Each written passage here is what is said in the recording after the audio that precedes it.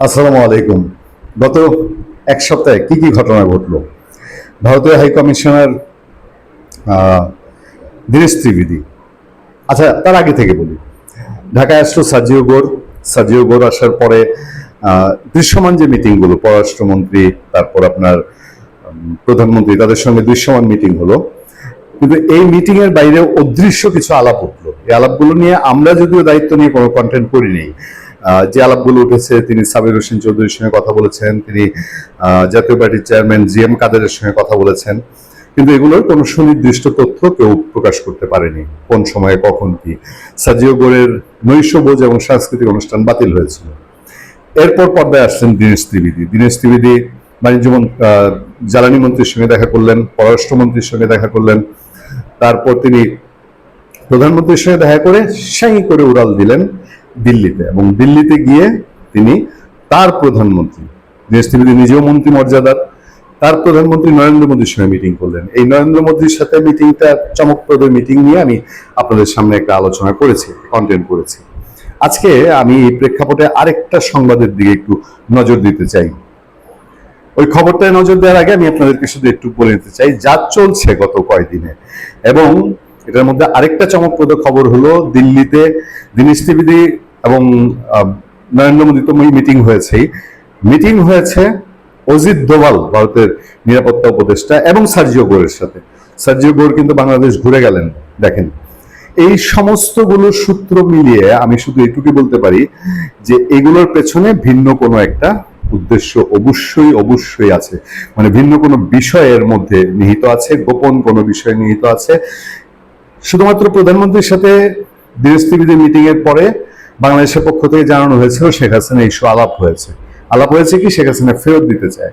আমার মনে হয় এই বাদ বাকি যা দৌড়ঝাঁপ চলছে, এই দৌড়ঝাঁপ গুলোর পেছনে শেখ হাসিনা যে ডিসেম্বরে আসতে চান এটার সঙ্গে একটা সম্পৃক্ততা আছে। এবার দীনেশ ত্রিবেদী এবং নরেন্দ্র মোদীর বৈঠক নিয়ে ভারতীয় মিডিয়ার খবরাখবর আছে। সেই খবর থেকে আপনারা খুব বেশি বুঝতে পারবেন না।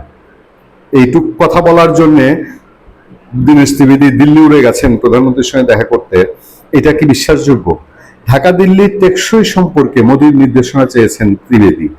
সাবেক প্রধানমন্ত্রী শেখ হাসিনাকে ফেরত পাঠানো নিয়ে নতুন করে উত্তেজনার মধ্যে বাংলাদেশের সঙ্গে আলোচনা করেছেন ভারতীয় হাই কমিশনার দীনেশ ত্রিবেদী। এরপর তিনি ভারতে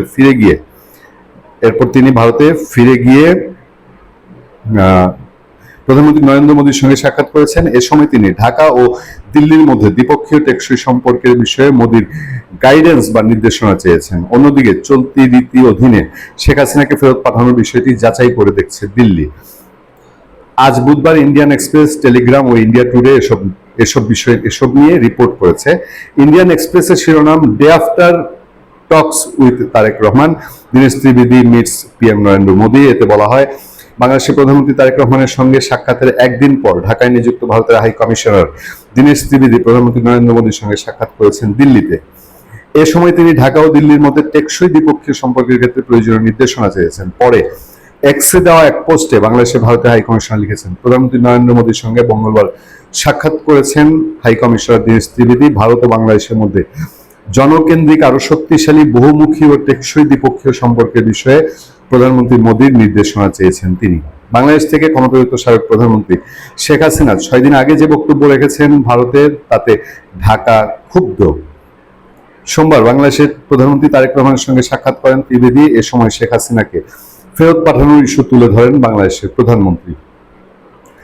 একই সঙ্গে তিনি দুদেশের মধ্যে আরো অগ্রগামী দ্বিপক্ষীয় সম্পর্কের জন্য উপযুক্ত পরিবেশ সৃষ্টি প্রয়োজনীয়তার উপর গুরুত্ব দেন। এর আগে রোববার তারেক রহমান নরেন্দ্র মোদীকে জনবান্ধব হিসেবে বর্ণনা করেন ত্রিবেদী। তিনি আশাবাদ ব্যক্ত করেন যে দুই নেতার সাক্ষাতে দুই দেশের সমস্যাগুলো সমাধান হতে পারে। তিনি সাংবাদিকদের বলেন, আমরা সবাই তাকে, মানে তারেক রহমানকে ভীষণ শ্রদ্ধা করি। তিনি হৃদয় দিয়ে কথা বলেন। অনেকবার আমি তার বক্তব্য শুনেছি। তিনি জনগণের মানুষ। বাংলাদেশের প্রধানমন্ত্রীও তিনি মনে করি যখন এই দুই দেশের একসঙ্গে সাক্ষাৎ করবেন তখন বহু সমস্যার সমাধান হবে, এ বিষয়ে আমার পূর্ণ আস্থা রয়েছে। অন্যদিকে টেলিগ্রাম তাদের শিরোনাম করেছে, India envoy meets Modi after Bangladesh talks amid renewed Hasina extradition row. এতে বলা হয়, বাংলাদেশের প্রধানমন্ত্রী তারেক রহমানের সঙ্গে সাক্ষাতের পর দীনেশ ত্রিবেদী মঙ্গলবার ভারতের ভারতের প্রধানমন্ত্রী নরেন্দ্র মোদীর সঙ্গে সাক্ষাৎ করেছেন। নয়াদিল্লি সফরের আগে তিনি রোববার বাংলাদেশের পররাষ্ট্রমন্ত্রী ডক্টর খলিলুর রহমান ও সোমবার স্বরাষ্ট্রমন্ত্রী সালাউদ্দিন আহমেদের সাথে সাক্ষাৎ করেন। বাংলাদেশ নেতাদের সঙ্গে এই ব্যাক টু ব্যাক মিটিং হয় এমন এক সময়ে যখন গত বুধবার নয়াদিল্লিতে বাংলাদেশের সাবেক প্রধানমন্ত্রী শেখ হাসিনা গণমাধ্যমের সঙ্গে মত বিনিময় করেন। এই হচ্ছে মোটামুটি রিপোর্ট। ইন্ডিয়া টুডে শিরোনাম করেছে, India says Bangladeshi request to extradite Sheikh Hasina is being examined. এতে বলা হয়েছে, মঙ্গলবার ভারত বলছে প্রচলিত রীতির অধীনে সাবেক প্রধানমন্ত্রী শেখ হাসিনাকে ফেরত দিতে বাংলাদেশ সরকারের অনুরোধ যাচাই করছে ভারত। ভারতীয় হাই কমিশনার দীনেশ ত্রিবেদী ও বাংলাদেশের প্রধানমন্ত্রী তারেক রহমানের মধ্যে বৈঠকে ঢাকা হাসিনাকে ফেরত দেওয়ার দাবি পুনরুল্লেখ করে এর জবাবে এই তথ্য জানানো হয়। এবার আপনারা বলেন, এই যে ভারতের সংবাদ মাধ্যম, বাংলাদেশের সংবাদ মাধ্যম অবশ্য সঠিক সাংবাদিকতা করছে না, তারা সঠিক তথ্য প্রকাশ করছে না, এটা ইউনূস আমল থেকেই করছে না।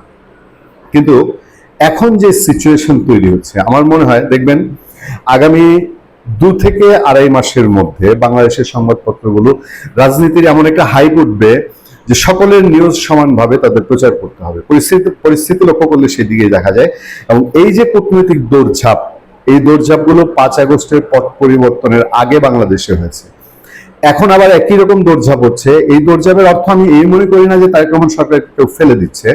এই দৌড়ঝাঁপের একটাই অর্থ হতে পারে, সেটা হলো শেখ হাসিনার ফেরত আসা, তার মামলা স্থগিত হয়ে যাওয়া, তার নতুন করে রিট্রায়াল শুরু করা, এবং যদি এই সম্ভাবনা উড়িয়ে দেওয়া যায় না যে একটা আপোষের ভিত্তিতে রাজনীতি ভিন্ন মাত্রা ধারণ করে।